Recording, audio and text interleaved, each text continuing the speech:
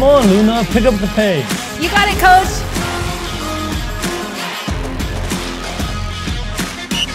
All right, that's enough. Take 5. Take a seat.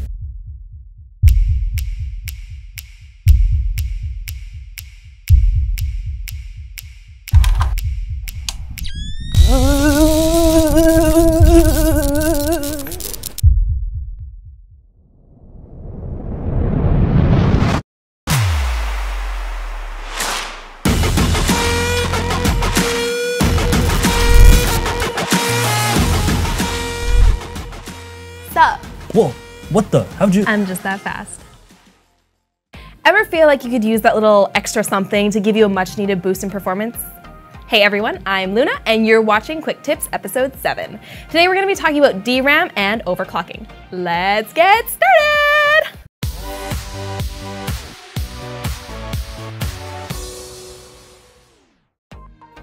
Now, as you might remember from episode 4, RAM refers to your computer memory, which allows your PC to quickly store and recall data. If you haven't watched it yet, you can check it out in the description below. But what exactly is overclocking? Essentially, what you're doing when you're overclocking a particular component, in this case your RAM, is increasing its clock rate, which allows it to run at a higher speed than what it was designed for. This forces your RAM to perform more operations per second, which in turn increases the overall speed of your RAM. Okay, so we know what overclocking is, but what's the point of overclocking your RAM? First off, by overclocking, you're able to push your RAM to its limits and draw out its maximum performance. Almost as if you're removing the seal on your RAM and tapping into its latent energy. So you're not actually spending anything extra, but when overclocked, your RAM is able to perform at a much higher level than before. This makes overclocking pretty common amongst gamers who want to up their PC's gaming performance without buying new components. Not to mention, it's pretty much human nature to challenge our limits whenever we can. So it's not too hard to believe that PC builders or enthusiasts would want to test the limits of their PCs or components. Just like how an athlete would want to test the limits of their abilities at the highest levels of competition. Maybe you have an old component that's been lying around for a while that you thought couldn't possibly be of any use because of how outdated it is. Well, it's possible that some of those components can be overclocked to reach their maximum potential.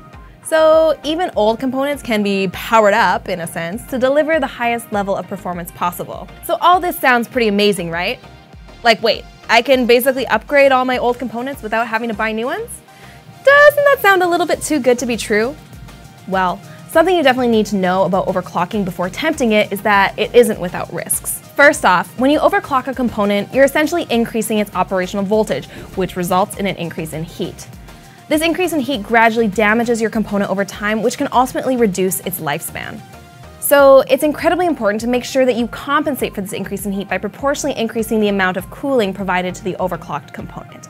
Some other key factors to take into consideration when overclocking your RAM are clock rate and memory timings. Clock rate refers to the frequency of a RAM, which is more or less used as a metric for speed. You've probably seen this number before. It's measured in megahertz and is oftentimes written as part of a RAM's model name.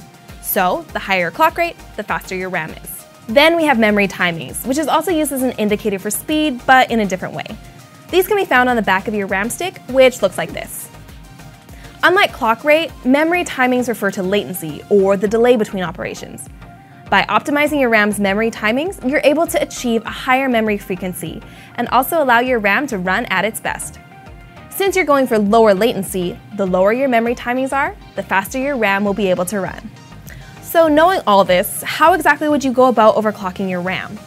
The first method, which is more suitable for beginners, is to buy an overclocking CPU and DRAM, and employ something called XMP, or Extreme Memory Profiles. This is a type of Intel technology that allows you to conveniently change between multiple profiles for various memory settings. This basically gives you access to higher memory speeds without having to customize memory timings, clock rate, or voltage, which, if you're a beginner to overclocking, isn't really recommended anyways. The second method is for advanced users who have more experience with overclocking. Now, this is a very important point. Please keep in mind that this is just a very general outline to give you an idea of what the process looks like, not a step-by-step guide to overclocking. Now, moving on, this method uses a manual approach that would have you first stress test your device to let you know what timings and speeds your RAM can reach. Then you'll have to open up your BIOS menu, navigate to AI Tweaker, and set your overclocking tuner to manual. Once that's done, you can start adjusting your values for settings like speed and voltage.